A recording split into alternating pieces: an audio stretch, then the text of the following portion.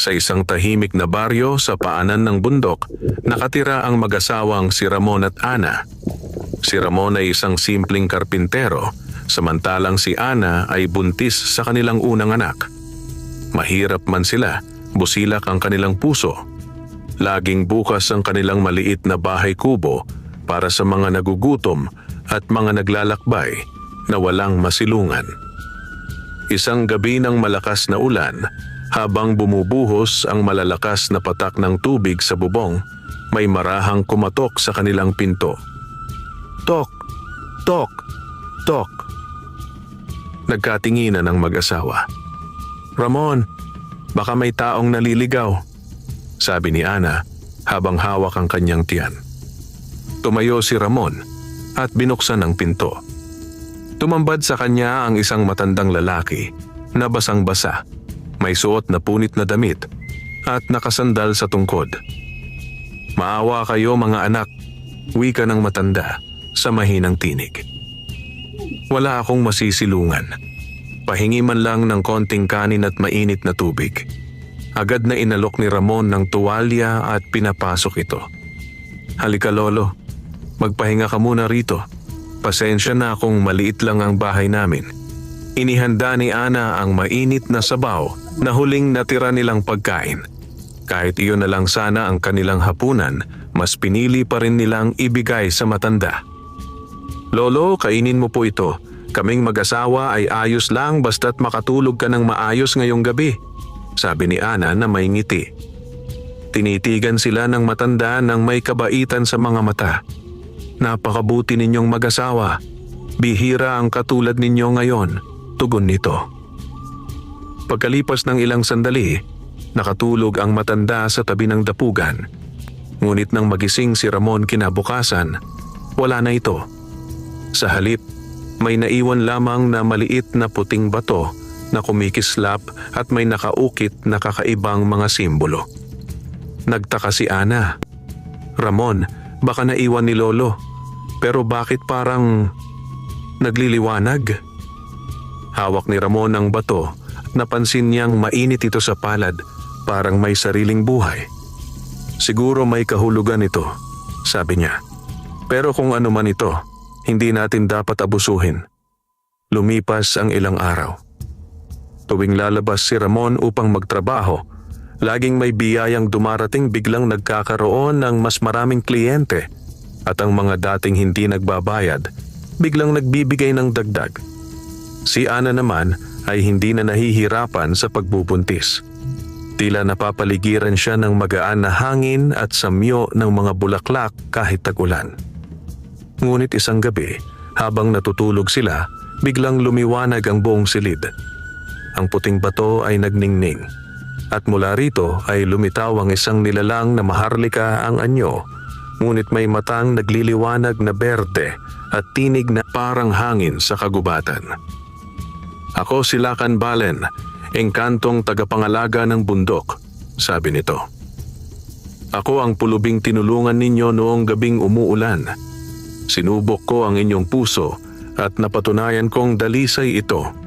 Nanginig si Ana sa takot at pagkamangha. Engkanto ka pala, Lakan. Hindi namin alam. Ngumiti si Lakan Balen. Huwag kayong matakot. Dumating ako upang magpasalamat. Dahil sa kabutihan ninyo, pagpapalain ko ang inyong anak. Siya ay magiging sanggol na may liwanag ng kalikasan at tagapagmana ng kabutihang loob. Napaluha si Ana sa tuwa. Salamat po, Lakan. Hindi namin alam na ang pagtulong namin ay may gantimpala. Ang tunay na kabutihan, tugon ng engkanto, ay ginagawa hindi dahil may kapalit, kundi dahil ito ang tama. At sa pagdampi ng liwanag mula sa bato, naglaho si Lakan Balen. Naiwan ang amoy ng sariwang hamog at kislap ng mga alitaptap sa paligid. Mula noon, nagbago ang kapalaran ng mag-asawa, ngunit hindi pa nila alam na sa pagdating ng kanilang anak, sisimulan din ng tadhana ang pagsubok ng kanilang pananampalataya at kabutihan. Lumipas ang 9 na buwan at sa loob ng panahong iyon ay naging maayos ang pagbubuntis ni Ana. Wala siyang naramdamang hirap na tulad ng ibang buntis sa baryo. Ang mga kapitbahay nila ay madalas na manghang nakatingin tuwing nakikita siya. "Parang hindi ka buntis, Ana. Ang gaan-gaan mo at ang kutis mo ay kumikintab," sabi ng kapitbahay nilang si Aling Sita. Ngumiti lang si Ana. "Siguro po dahil sa taimtim naming panalangin ni Ramon, pinagpala po kami." Sa gabi, habang natutulog si Ana, madalas niyang mapanaginipan si Lakan Balen, ang engkantong nagpakita noon. Sa panaginip, lagi siyang pinapaalalahanan nito. "Kapag dumating na ang araw ng pagsilang, huwag kang matakot sa liwanag. Ang liwanag ay hindi apoy, kundi biyaya. Dumating ang araw ng panganganak. Malakas ang ulan, gaya noong gabing dumating ang pulubi." Si Ramon ay kabado, pero determinado. Tinawag niya si Aling Pura, ang matandang hilot sa baryo, upang tulungan si Ana. Habang sumisigaw si Ana sa sakit ng panganganak, biglang kumidlat at kumulog.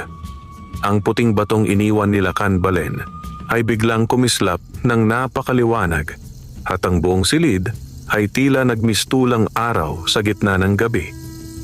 "Ramon, ano yung liwanag?" Sigaw ni Aling Pura na takot na takot. "Hindi ko alam, Aling Pura, pero huwag po kayong matakot." Maya-maya ay narinig ang unang iyak ng sanggol.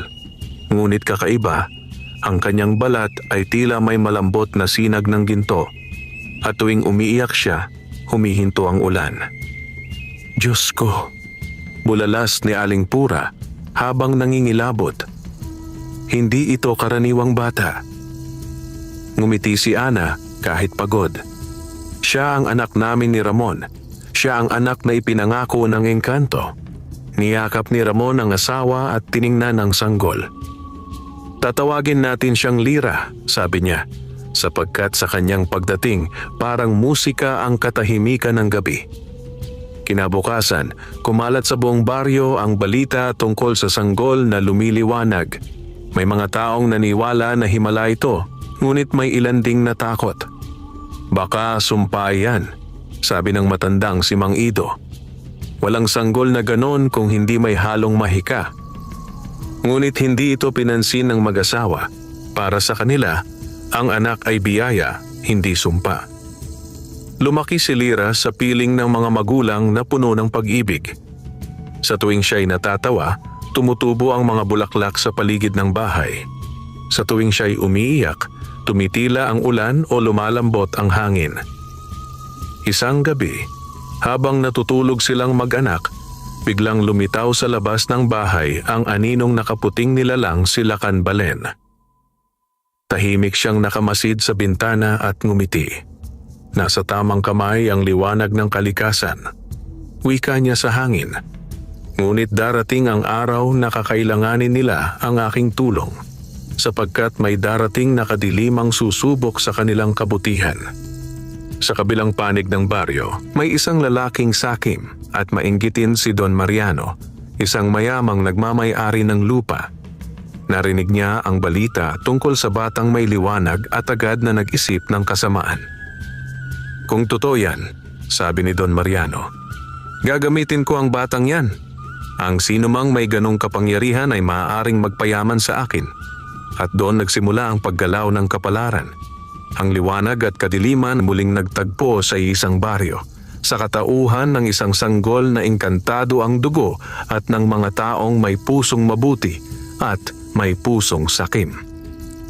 Makalipas ang ilang buwan, lalo pang kumalat sa mga kalapit na baryo ang balita tungkol sa batang si Lira, anak ni Ramon at Ana.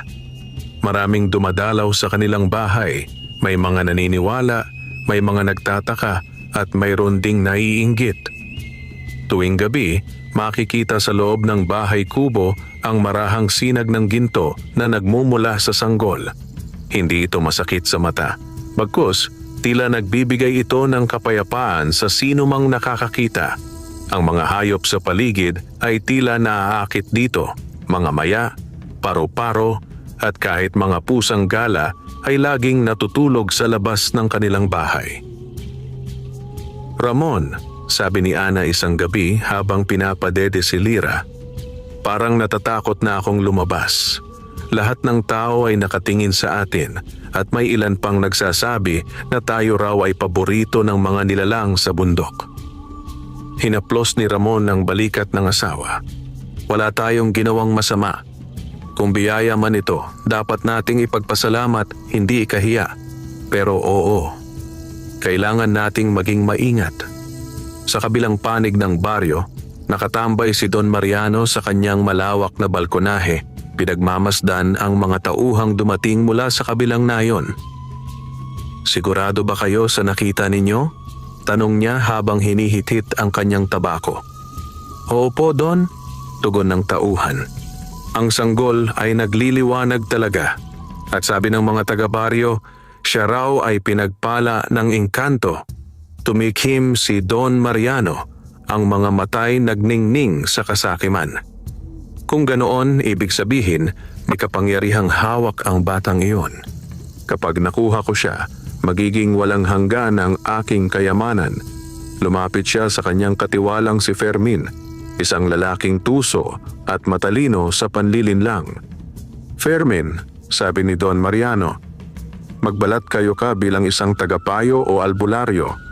Puntahan mo ang mag-asawang iyon at alamin kung ano ang sikreto ng kanilang anak." "Masusunod po, Don Mariano," tugon ni Fermin na may ngiti ng panlilinlang sa labi.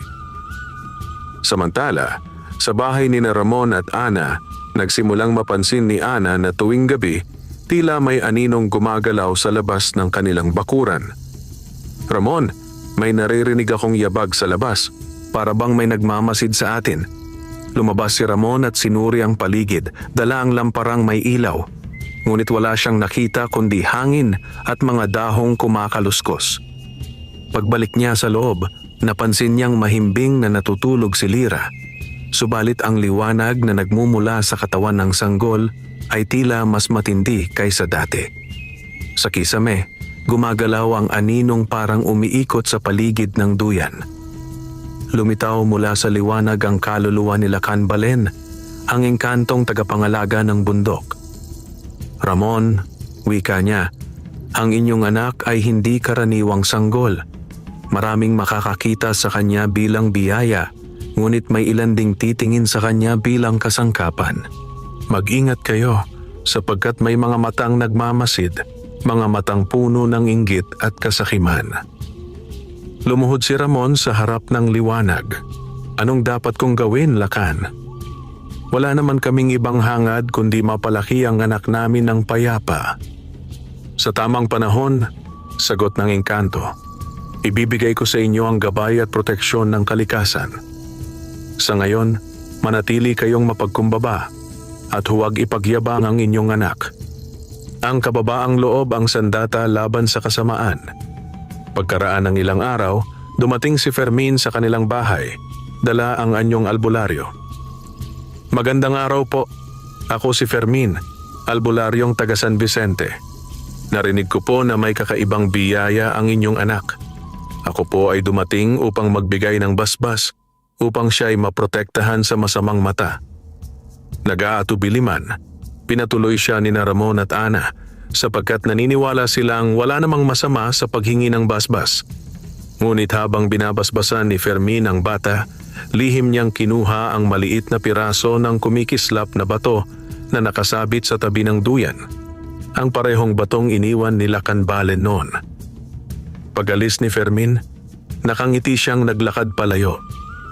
"Don Mariano," bulong niya sa sarili, "ngayon ay nasa akin na ang kapangyarihan ng sanggol." Ngunit hindi pa niya alam na sa sandaling tinangkay niya ang pag-angkin ng bagay na iyon, nagising ang mga puwersang matagal nang natutulog sa ilalim ng bundok. Sa gabi ring iyon, umihip ang malakas na hangin at sa di kalayuan, ang kagubatan ay tila umuungol sa galit. Sa silong ng kanilang bahay, muling lumitaw si Lakan Balen. Ang muka'y seryoso at ang tinig ay mabigat. May nagkamaling humipo sa sagradong bato at sa kanyang kasakiman, gigisingin niya ang mga nilalang ng dilim. Madaling araw, ang hangin ay malamig at ang paligid ng baryo ay tila balot ng kakaibang katahimikan.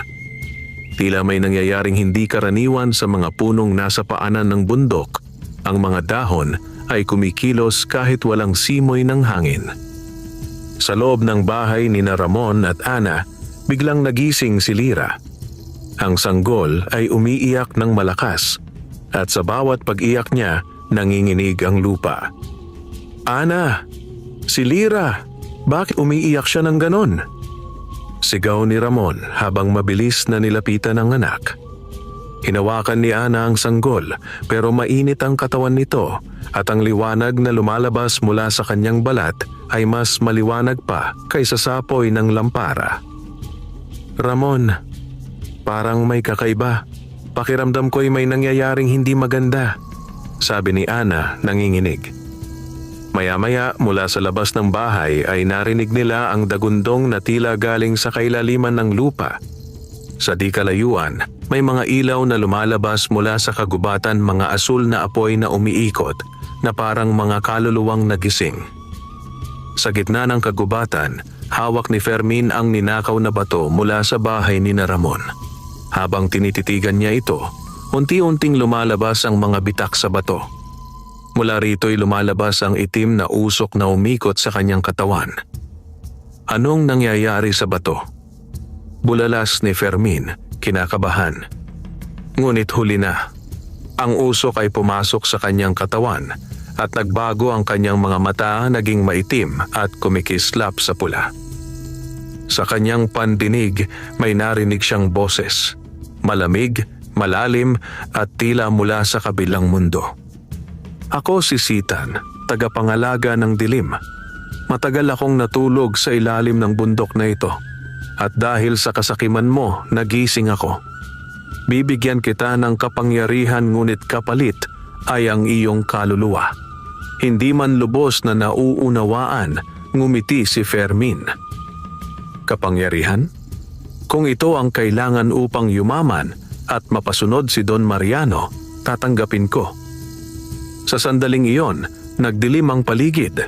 Ang kagubatan ay umalulong na parang may mga hayop na nasasaktan. Tumindig ang mga aninong may anyo ng mga halimaw, mga nilalang na may pulang mata at katawan na parang usok.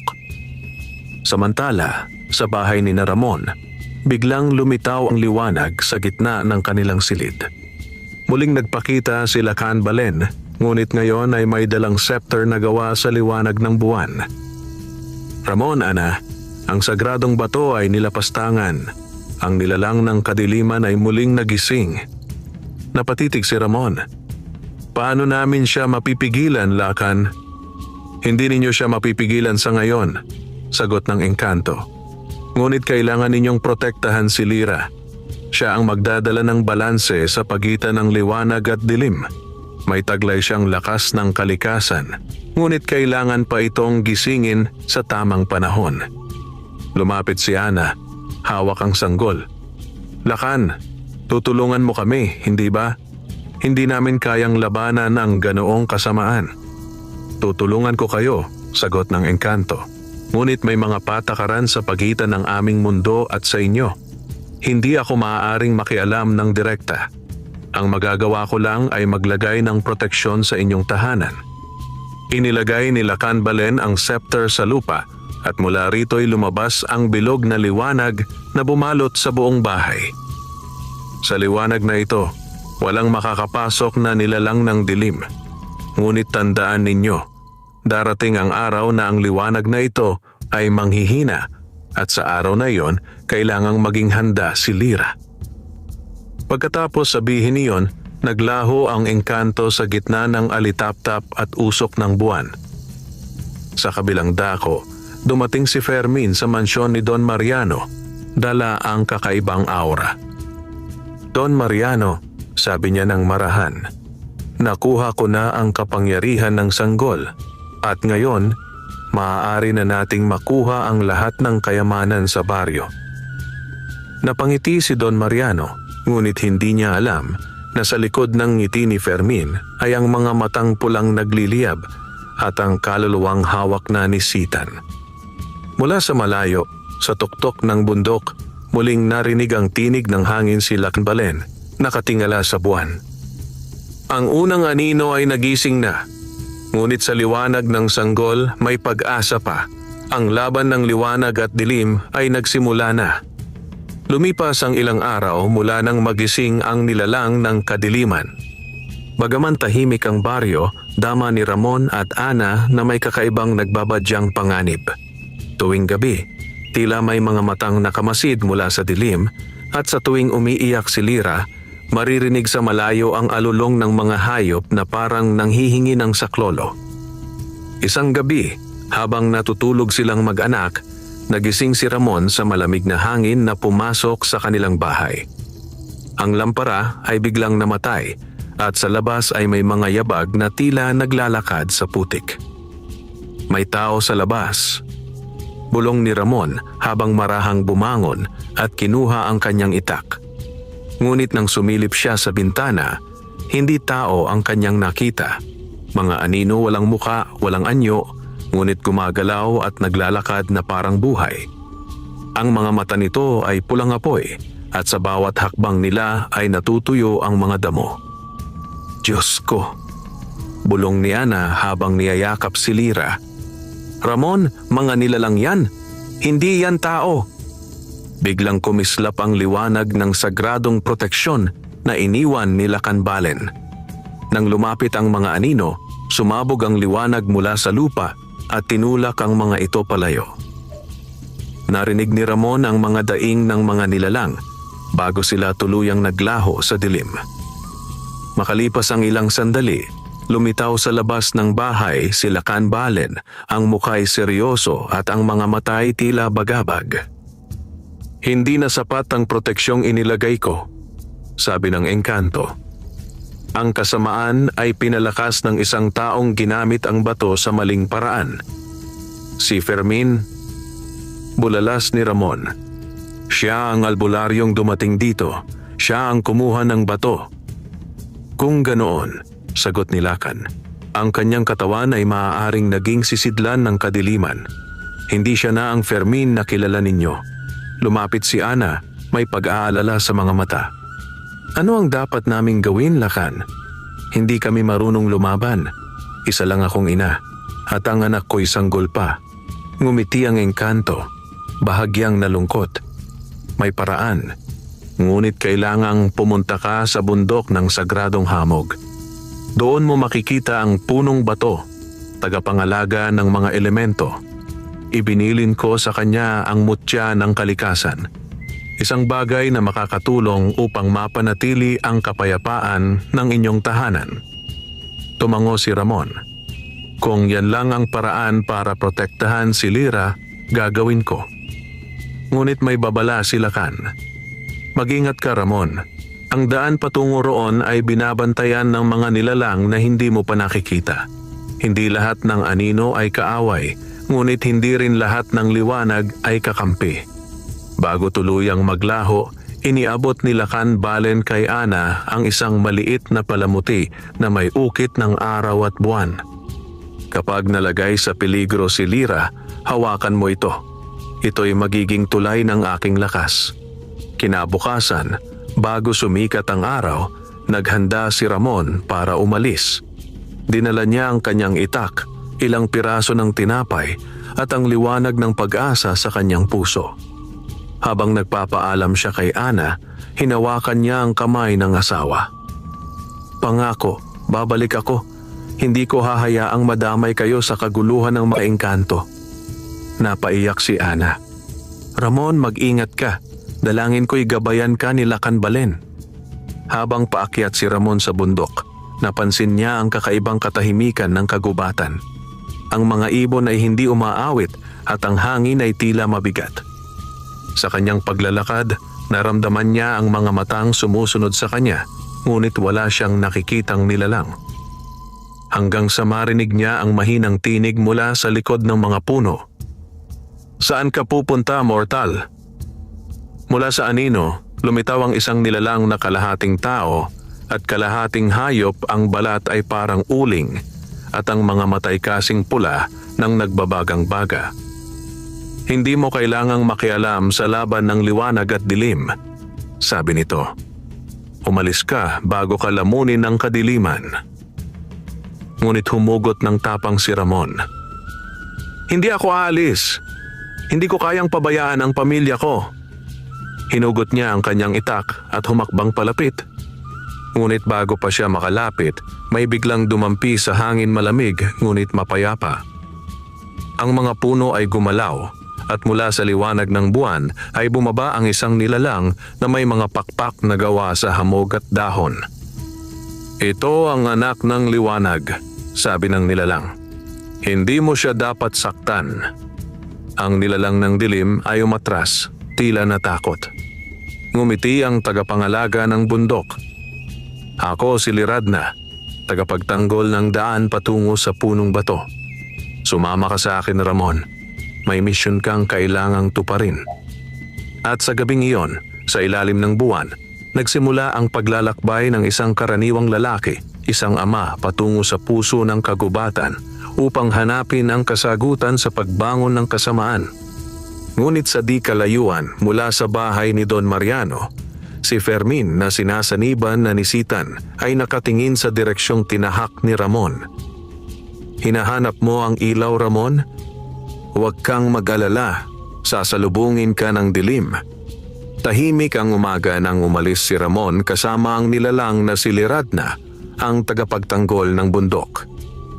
Habang tinatahak nila ang masukal na daan patungo sa tuktok ng bundok ng sagradong hamog, ramdam niya ang kakaibang kapangyarihan ng kalikasan. Tila may mga matang nagbabantay sa bawat yapak nila. At ang hangin ay may dalang tinig ng mga engkanto. Ramon, wika ni Liradna habang naglalakad. Ang mundong ginagalawan mo ay konektado sa amin. Ngunit sa tuwing ang kasakiman ng tao ay nagigising, unti-unti ring nasisira ang balanse ng kalikasan.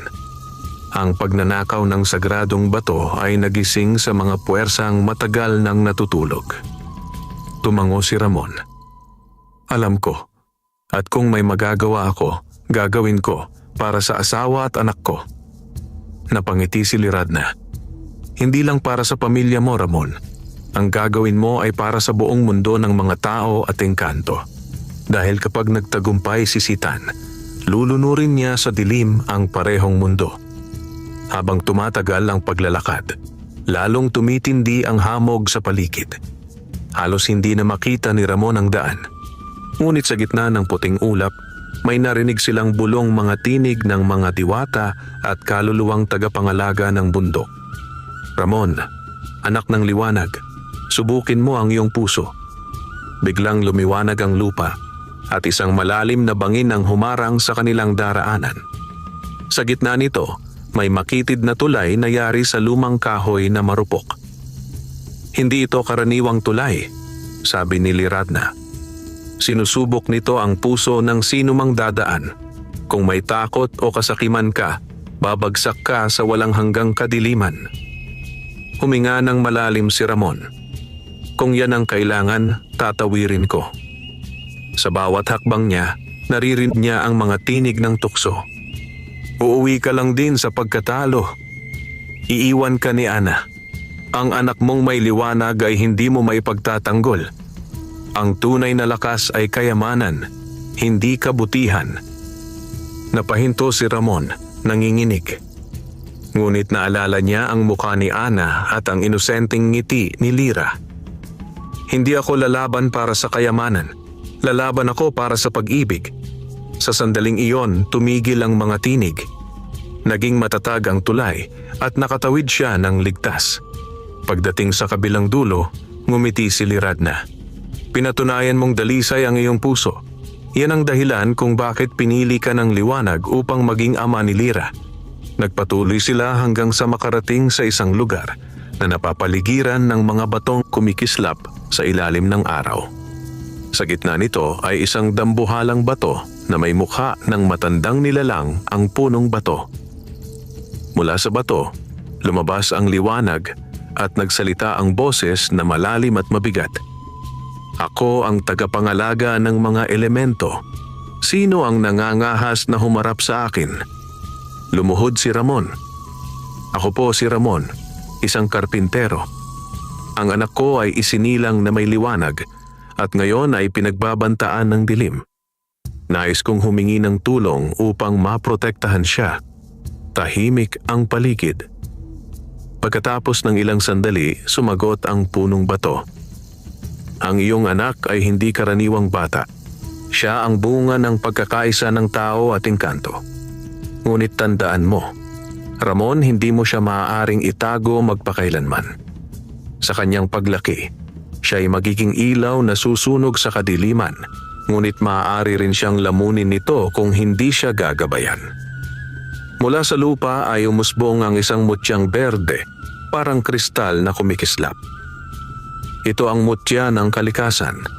Gamitin mo ito upang palakasin proteksyon sa inyong tahanan, ngunit huwag mo itong ipagyabang sapagkat sa maling kamay, ito'y magiging sandata ng pagkawasak.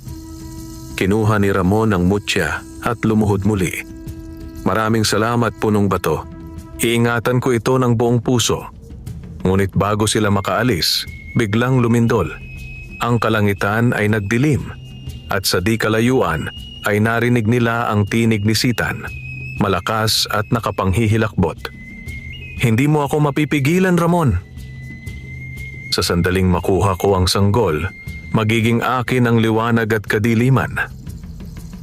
Sumingasing ang hangin at lumitaw ang mga nilalang ng dilim sa paligid ng bundok, mga aninong may sungay at apoy sa mga mata. Lirad na, sigaw ni Ramon. Paano tayo lalabas dito? Hawakan mo ang mutya, isigaw mo ang pangalan ng ilaw. Ginawa ni Ramon ang sinabi, itinaas niya ang mutya at buong lakas na sumigaw. Lira, liwanag ng aking buhay. Sumabog ang liwanag na parang araw sa gabi at naglaho ang mga anino. Ngunit sa gitna ng liwanag, narinig ni Ramon ang boses ni Lacan Balen. Ramon, kailangan mo nang bumalik. Malapit nang dumating ang oras ng pagsubok. Habang bumababa si Ramon mula sa bundok, dala niya ang mutya at ang bigat ng responsibilidad. Sa kanyang puso ay takot, ngunit higit sa lahat, pananampalataya. Samantala, sa baryo, si Ana ay nakadungaw sa bintana, yakap si Lira. Ngunit sa likod ng dilim, nakamasid si Fermin, na ngayon ay ganap ng sinasaniban ni Sitan. Umalis ka, Ramon, bulong niya. Pagbalik mo, huli na ang lahat. Hating gabi nang makabalik si Ramon sa baryo. Pagod, sugatan, ngunit buhay. Ang kanyang mga kamay ay mahigpit na nakahawak sa mutya na kalikasan na kaloob ng punong bato. Habang binabagtas niya ang madilim na daan pabalik sa kanilang bahay, napansin niyang kakaiba ang paligid tahimik, walang huni ng mga kuliklig, at ang mga alitaptap na dati sumasayaw sa gabi ay tila naglaho. Bakit ganito ang baryo? Bulong ni Ramon sa sarili. Parang may nakababalot na malamig na hangin. Pagdating niya sa kanilang bahay, agad siyang sinalubong ni Ana, umiiyak, may takot sa mga mata. Ramon, salamat sa Diyos at ligtas ka. Pero may kakaibang nangyayari dito. Kagabi pa, may mga aninong umiikot sa paligid ng bahay. Si Lira, umiiyak ng walang tigil. At ang liwanag ng sagradong proteksyon ni Lacan Balen ay nangihina. Agad na pumasok si Ramon. Kinuha ang mutya ng kalikasan at inilagay sa gitna ng bahay. Lacan Balen, sigaw niya. Pakinggan mo kami, tulungan mo kami. At mula sa mutya ay sumabog ang liwanag, nagmistulang araw sa gitna ng gabi. Muling bumalik ang init sa paligid at ang mga aninong gumagala ay naglaho. Ngunit alam ni Ramon na pansamantala lamang iyon. Lumabas siya at tumingin sa langit, nagdidilim ang buwan at parang may kumikilos na ulap na hugis halimaw. Nagsisimula na ang galaw ng dilim, bulong ni Lacan Balen na biglang nagpakita sa harap nila. Ginagamit ni Sitan ang katawan ng taong tinatawag ninyong Fermin. Sa tulong ni Don Mariano, binubuo nila ang ritual upang agawin ang liwanag ng inyong anak. Nagulat si Ana. Si Don Mariano? Siya ang may-ari ng mga lupain dito. Oo, tugon ni Lakan. Ang kanyang puso ay matagal nang binubulungan ng kasakiman. Ngayon, tuluyan na siyang sinaniban ng udyok ng dilim. Kung hindi sila mapipigilan, ang liwanag ni Lyra ay magiging sandata ng kadiliman. Niyakap ni Ana si Lyra ng mahigpit. Hindi ko ipapahintulot yan. Kahit mamatay ako, hindi ko ibibigay ang anak ko. Ngunit sa mga sandaling iyon, may nangyaring kakaiba. Ang bahay nila ay biglang niyanig ng malakas na hangin at mula sa labas ay narinig nila ang halakhak ni Fermin, isang tinig na hindi na tao.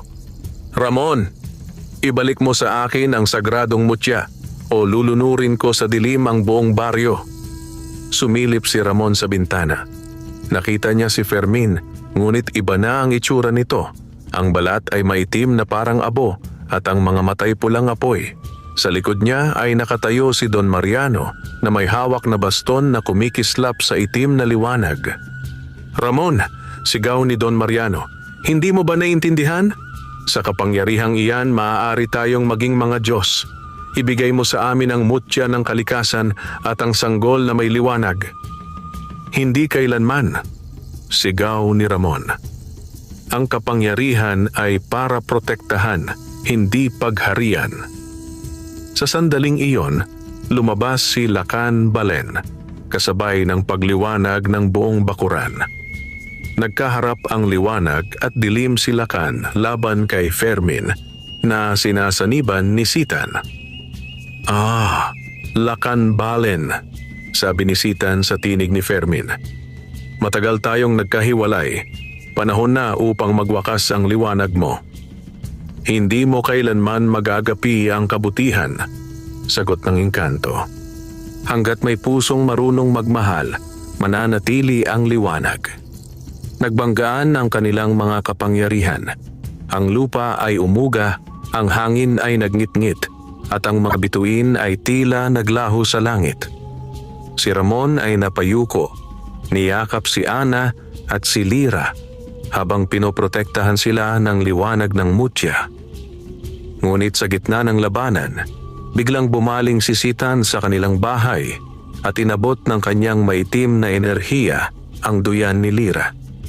Ang sanggol ay biglang umiyak ng malakas at sa pag-iyak nito, isang malakas na sinag ng ginto ang pumutok mula sa kanyang katawan. Lahat ay napahinto. Si Lakan ay nagulat. Ang liwanag ni Lyra, nagising na. Ang sinag na iyon ay lumipad sa himpapawid at bumalot sa buong baryo. Ang mga puno ay muling nagkaroon ng buhay at ang mga bulaklak ay namulaklak kahit gabi. Ngunit sa kabilang banda, sumigaw si Sitan, galit na galit. Hindi pa ito tapos. Ang liwanag ay maaari ring maging apoy ng pagkawasak. At sa isang iglap, naglaho si Sitan at si Don Mariano. Tinangay ng dilim papunta sa bundok. Huminga ng malalim si Ramon, pagod ngunit nakangiti. Tapos na ba? Ngumiti si Lakan Balen, ngunit may pag-aalala sa tinig. Hindi pa. Ang laban ay nagsimula pa lamang. Ang liwanag ni Lyra ay gising na, ngunit siya ay bata pa. Kailangang itago ninyo siya, ituro sa kanya ang kabutihan, sapagkat kapag natutunan niyang gamitin ang kanyang liwanag, maaari niyang balansehin o tuluyang wasakin ang mundo. Tahimik na niyakap ni Ana ang anak. Pangako, Lakan. Lalaki siyang may mabuting puso, gaya ng kanyang ama. Ngumiti si Lakan Balen. Kung ganoon, may pag-asa pa ang sangkatauhan. Ngunit sa di kalayuan, sa tuktok ng bundok, naririnig ang bulong ng hangin ang tinig ni Sitan. Kung ang liwanag ay hindi ko makukuha ngayon, ako'y maghihintay dahil sa puso ng sanggol may taglay ding anino.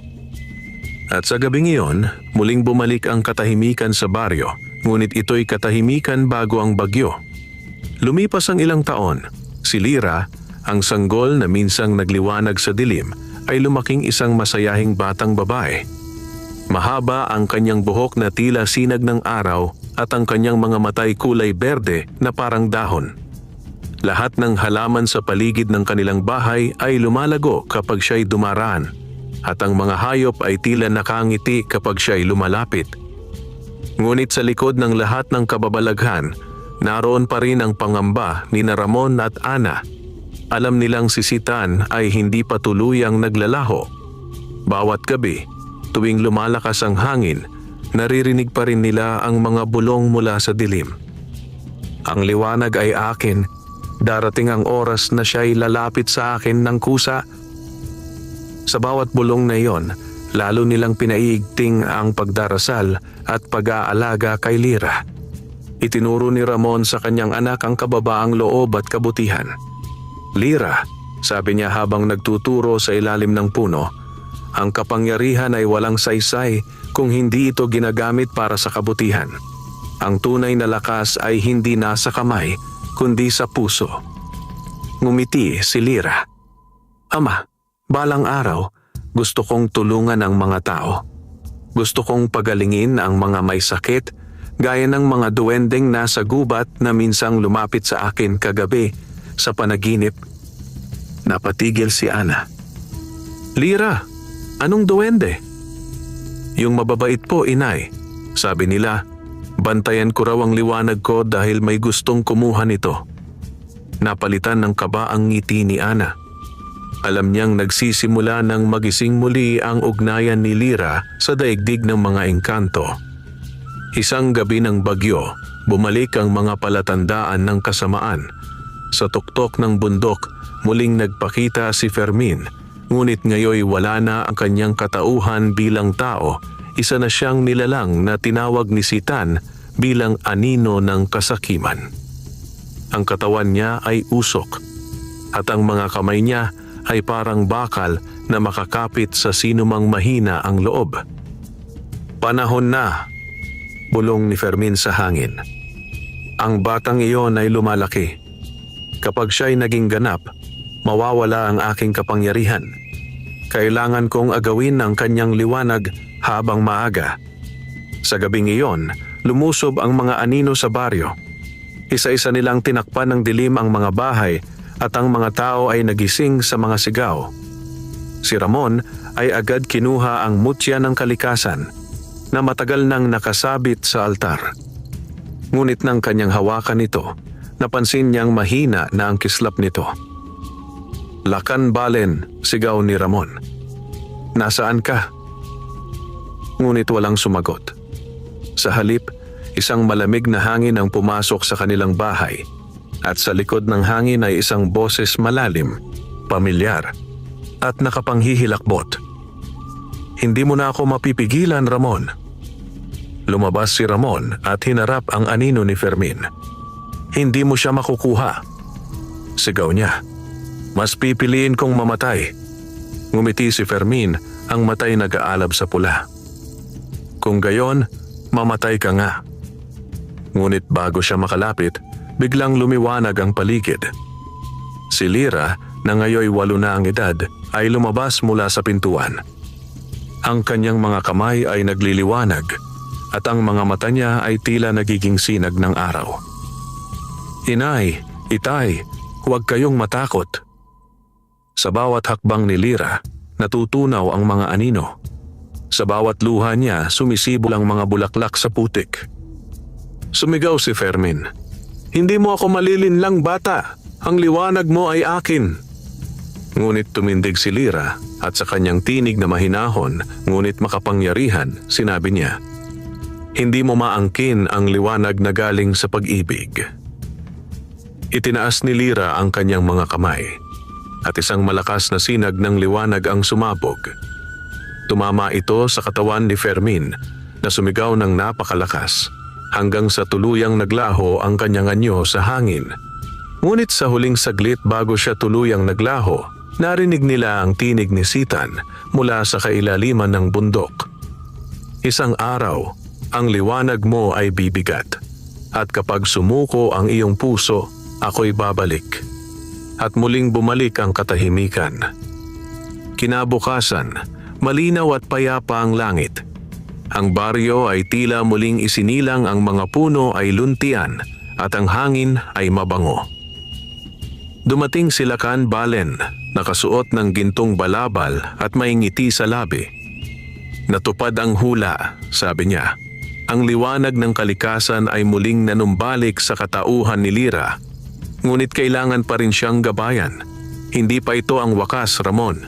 Ito ay simula ng panibagong yugto. Lumapit si Lira at yumuko. Salamat po, Lakan. Hindi ko alam kung paano ko yun nagawa. Ngumiti ang engkanto. Ang kabutihan ay hindi kailanman kailangang ipaliwanag, basta ito'y ginagawa mula sa puso. Niyakap ni Ana ang anak nilang umiiyak sa tuwa. Anak, tandaan mo, ang liwanag mo ay para magbigay ng pag-asa sa iba, hindi para maghari. Opo, inay, sagot ni Lira. Pangako ko po iyon. Habang papalubog ang araw, tumingala si Ramon sa langit, hawak ang kamay ni Ana at ni Lira. Siguro, wika niya, hindi kailanman mawawala ang dilim, pero hanggat may pusong katulad ni Lira, mananatili rin ang liwanag. Sa tuktok ng bundok, tahimik na nagmasid si Lakan Balen, kasabay ng mga alitap-tap na nagsisimulang magningning. Ang liwanag ay hindi kailanman namamatay. Iyon ay palaging nabubuhay sa puso ng mga may mabuting loob. At sa gabing iyon, sumayaw ang mga bituin sa langit, habang ang baryo ay tuluyang nakatulog sa ilalim ng mapayapang sinag ng buwan, tanda ng panibagong simula para sa mga taong minsang sinubok ng kadiliman. Wakas.